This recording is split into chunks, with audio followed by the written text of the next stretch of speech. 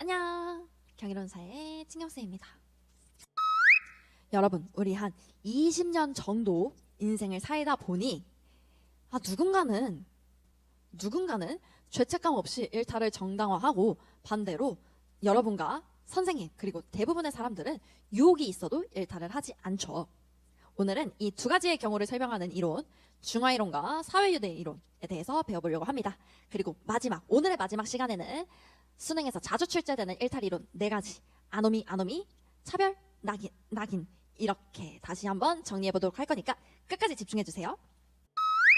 먼저 중화이론은 마자가 제시한 이론으로, 일탈은 도덕심이 없어서가 아니라 그 도덕을 일시적으로 무력화했기 때문에 발생한다고 얘기합니다. 즉, 일탈자는 평소에는 인습적인 가치, 도덕을 내면화하고 있습니다. 하지만 어떤 특정한 순간에 그걸 잠깐 유예하거나 중화시킴으로써 일탈을 저지른다는 거죠. 마자는 이런 상태를 표류라고 표현했어요. 사람은 이 규범에 동조하면서도 동시에 일탈할 가능성을 항상 가지고 있는, 그리고 이 중간에서 이렇게 표류하고 있는 존재라는 거예요. 그리고 이때 사용되는 게 바로 중화의 기법입니다. 총 5가지가 있는데요. 여러분이 대부분 일상에서 들어본 말들과 유사할 거라고 생각됩니다. 첫 번째는 책임의 부정입니다. 술김에 그랬어요 와 같이 자신의 행동에 대한 책임을 외부 요인으로 돌리는 방식이죠. 두 번째는 상해의 부정입니다. 훔친 게 아니라 빌린 거라니까요 와 같이 피해가 없었다고 주장하며 자신의 잘못을 축소하는 것을 얘기합니다. 세 번째는요, 피해자의 부정입니다. 그놈이 맞을 짓을 했어요 와 같이 피해자를 비난하거나 비판하면서 자신의 행동을 정당화하는 거예요. 네 번째는 범죄 통제자에 대한 비난입니다. 경찰도 뇌물을 받고 판사도 다 썩었잖아요 와 같이 자신을 비난하는, 자신을 공격하는 사람들을 다시 도리어 공격하며 책임을 회피하는 거죠. 마지막은 더 고상한 원칙의 호소하기입니다. 친구들 간의 의리 때문에 어쩔 수 없이 그랬어요 와 같이 기존 규범보다 더 높은 가치를 내세워서 일탈을 정당화하는 것을 얘기합니다. 이처럼 중화이론은 이 5가지 기법을 통해 청소년의 일시적인 비행이나 반복되지 않는 일탈 행동을 설명하는데 강력한 설명력을 갖췄다고 얘기할 수 있습니다. 다음은 허씨가 제시한 사회유대 이론입니다. 이 이론은 기존의 일탈 이론과는 접근 방식이 완전히 달라요. 왜 사람들은 일탈을 저지르지 않지? 라는 이 질문에서 출발하거든요. 지금까지는 왜 저지르지? 였죠? 허씨는 사람들이 일탈하지 않는 이유를 사회와의 유대가 강하기 때문이라고 봤어요. 이 유대는 우리를 규범에 묶어놓는 통제 장치처럼 작동한다는 거죠. 그는 사회 유대를 총 4가지 요소로 나누어 봤는데요. 우리가 유대에는 뭐가 있을까요? 첫 번째, 애착이 있습니다. 부모님, 선생님, 친구처럼 내 주변에 중요한 사람들과 정서적 유대감이 클수록 우리는 그 사람들을 실망시키고 싶지 않아서 비행을 억제하게 된다는 거죠. 동의하시나요? 두 번째는 헌신입니다. 뭐에 대한 헌신이냐면 진로, 성적, 우리의 미래 장래희망과 같은 미래 목표에 대한 투자 가치가 클수록 그것을 일탈로 망치고 싶지 않기 때문에 규범을 지키려는 경향이 강해진다는 거죠. 세 번째, 참여입니다. 참여는 학업이나 동아리, 알바처럼 정규 활동에 바쁘게 참여하는 사람들은 일탈할 기회 자체가 줄어든다는 거죠. 시간이 없거든요. 지금 공부하느라 바쁜데 무슨 일탈이야. 마지막은 신념입니다. 법과 규범을 내면화하고 그리고 그것을 정당하다고 믿는 정도에 기대는 거죠. 이 신념이 강하면 당연히 그걸 어기려는 마음 자체가 생기지 않겠죠?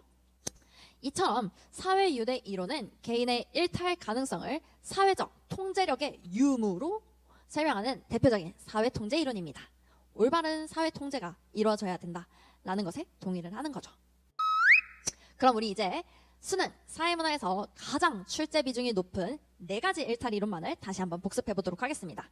첫 번째, 디르켐의 아노미 이론이 있었고요. 두 번째, 머튼의 아노미 이론이 있었고요. 세 번째, 차별적 교제 이론, 네 번째, 낙인 이론이 있었습니다.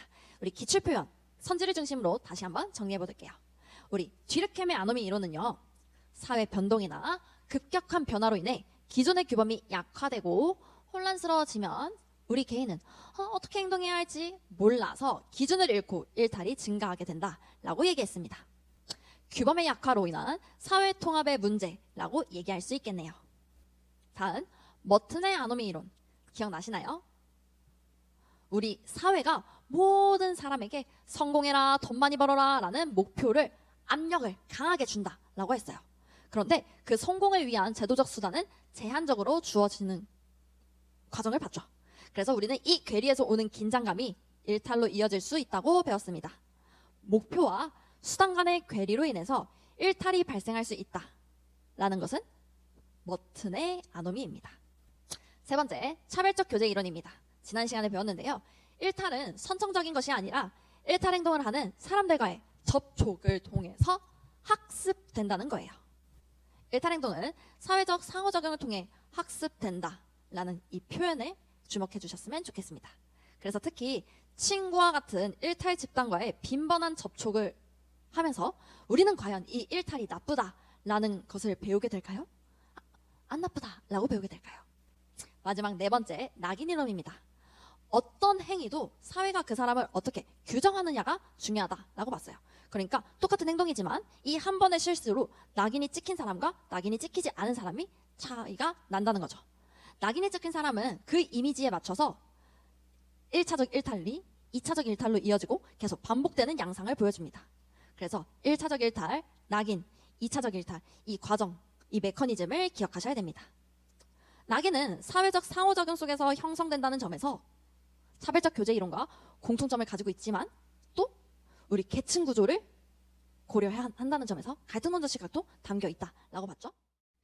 이 일탈 이론 간의 비교는 빈칸 연결을 넘어서 요즘에는 퍼즐형으로 자주 출제되기 때문에 이 기출 표현은 그대로 툭 하면 툭 나올 정도로 익숙하게 기억하고 계셔야 됩니다. 자, 오늘 진짜로 마지막 중화이론과 사회유대 이론 그리고 수능에 자주 출제되는 4가지 일탈 이론 다시 한번 복습하면서 마무리해봤습니다. 우리 이론 하나 모두 다 중요하지만 결국에 시험을 풀기 위해서는 어디에 초점을 두고 일탈을 설명하는가를 명확히 기억하고 명확히 기준을 잡으면 우리 어떤 문제에서도 흔들릴 일이 없을 거라고 믿습니다. 일탈은 이름 안에 다 숨어 있잖아요, 정답이. 그죠? 그럼 우리 다음 강의에서 또 만나요. 안녕.